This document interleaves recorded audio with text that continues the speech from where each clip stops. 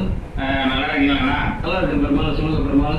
ஒரு கேள்வி இப்ப பரபரமா போயிட்டு இருக்கு. அப்படியா? சொல்லுங்க பெருமாள். பிரக்யானந்தா இருக்காரு பாத்தீங்களா, செஸ் சாம்பியன். அவரு கூப்பிட்டு வந்து ஒரு செஸ் போர்ட்ல விளையாடுறாரு. அது வந்து அவரு பேட்டி கொடுக்குறாரு, இவங்கதான் செஸ் போர்டு எடுத்துட்டு வந்தோம், இவங்கதான் செஸ் போர்டு வந்து எடுத்துட்டு வர சொன்னாங்க,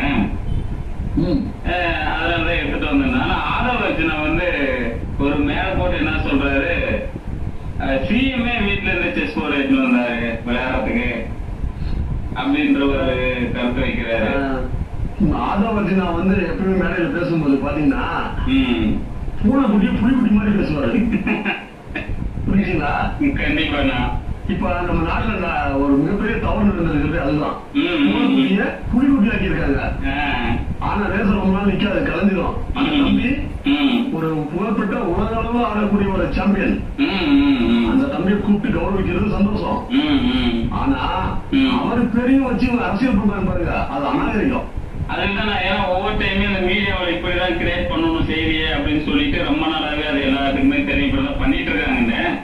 திரும்பவும் அது ஒரு மக்கள் முன்னாடி பெரிய ஒரு பொய்யான தகவல் கொடுக்கும் போது எல்லாருமே விமர்சிக்க ஆரம்பிச்சிட்டாங்க.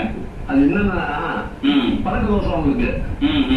பழக்க தோசம் இப்படி பண்ணிதான் அவங்க ஆட்சிக்கு வந்தாங்கன்றத அவங்களால மறந்து விடவே முடியாது.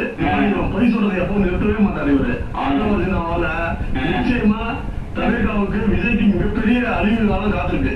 கண்டிப்பா. இப்ப அவரு செஸ் விளையாடும் போது அவர் முதலமைச்சர் வந்து தோத்துட்டாரு அப்படின்ட்டு சொல்றாங்க. இதுவும் திமுக தான் காரணமா நினைக்கிறமான்னு அது என்ன சொல்லுவாங்கன்னு.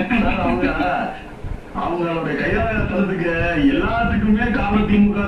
அந்த மேல பழிய போட்டு அவங்க நம்பிக்கை நினைக்கிறாங்க, அவனை வளர்த்துக்கன்னு நினைக்கிறாங்க. அது இல்லாத முக்கியமா நேற்று ஒரு பொருளாதார பிரிவு பேராசிரியர் சொல்றாரு, கஜானா காலியெல்லாம் ஆகாது, அப்படியெல்லாம் ஒண்ணுமே கிடையாது, கொடுக்கறதுக்கு மனசு இருந்தா கொடுக்கலாம் அப்படின்னு சொல்றாரு.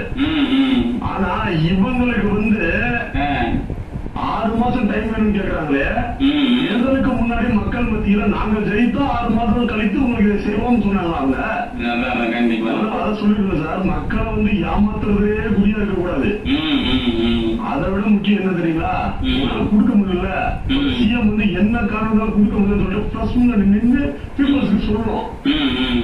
சும்மா யாரையோ வச்சுக்கிட்டு பேசக்கூடாது சார். நிறைய பிரச்சனை போயிருக்கு இந்த ஒரு மாத காலத்துல மட்டும். தொலைக்காட்சியில மிகப்பெரிய